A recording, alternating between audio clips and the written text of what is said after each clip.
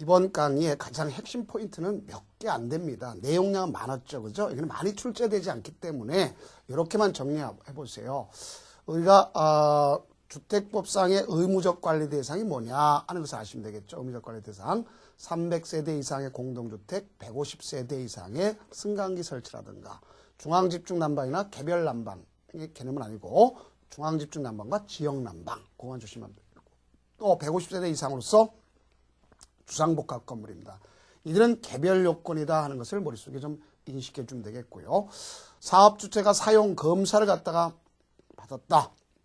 그러면 장기수선 계획과 더불어서 민간의 경우는 하자보수보증금을 사용검사권자한테 제출하고 예치하도록 되어 있다는 것 머릿속에 연식하면 되겠고요.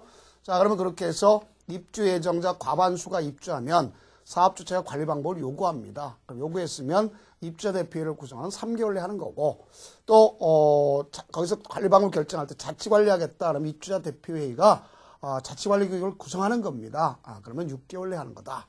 아니면 위탁관리하겠다. 주택관리업자한테 주겠다 하는 것을 보시면 되겠습니다. 그것이 여기에 이제 키포인트적 개념이다 하는 것을 아시면 되겠고 그다음 문제는 이제 하자 보수에 관한 사항입니다.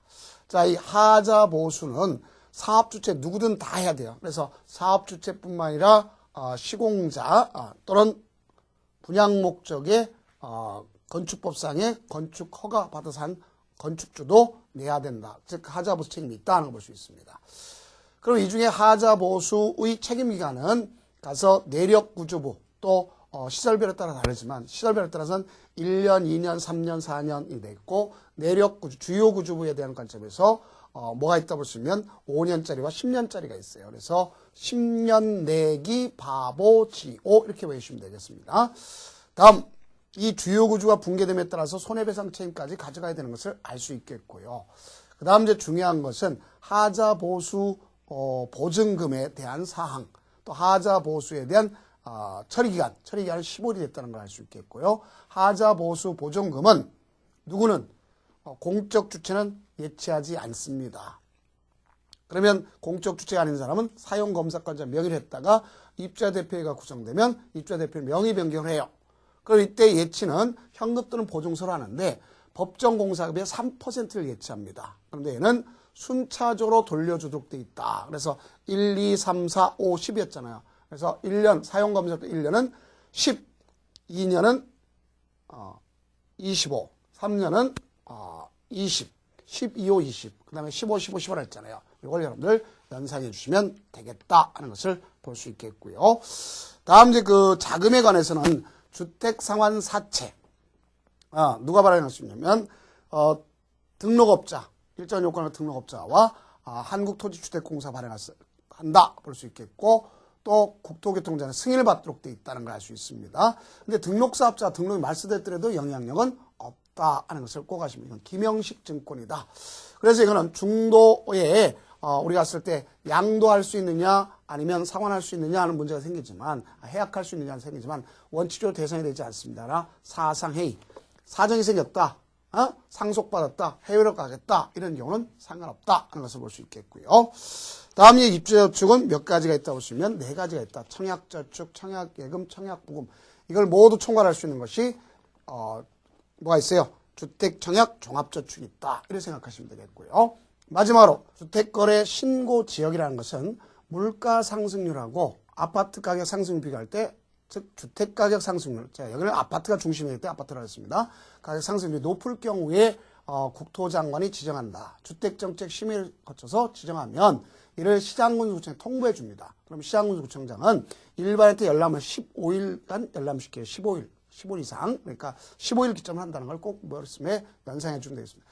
주택거래 신고지역은 다 15일이라고 생각하시면 됩니다. 그리고 등기소장한테 알려주는 거죠. 자, 그럼 이 주택거래 신고지역이 되기 위해서는요, 직전 월 소급해서 아파트의 매매 가격이 1.5%, 직전 월 소급 3개월 내 3%, 직전 월 1년을 기점으로 해서 1년간 아파트 매매 가격이 2배, 그 다음 직전 월 소급 3개월 내 아파트의 거래량이 20% 이상, 또 시장군수구청장이 신청을 요청하면 할 수 있습니다. 주택정책심의에 거쳐서 지정을 합니다. 자, 그렇게 지정됐다면 이제 주택거래 신고의 대상은 아파트의 경우만 대상이 되는 겁니다. 그래서 유상이지만 신규는 제외가 되죠. 투기가 없기 때문에 거래 차익이 없잖아요. 그죠? 왜? 거래가 돼야 될 거 아닙니까? 아직 양도한 게 아니지 않습니까? 취득한 거지. 자, 그래서 전매 차익이 돼야 투기가 되는 거니까 신규는 대상이 되지 않는다. 그럼 이때 할 때 역시 계약체로부터 15일 내에 하는 것입니다. 날짜 15일 했죠. 그러면 시장군수구청장에 신고할 때는 8가지가 있는데 그중에 6억 원 이하면 안 하는 것이 있다.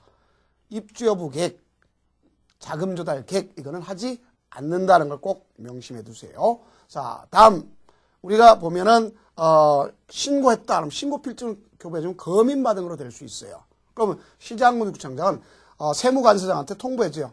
15일 세금 부과시키라고 쉽게 해서. 그러고 나서 이제 거짓 신고하는 건 취득세의 5배 이하의 과태료.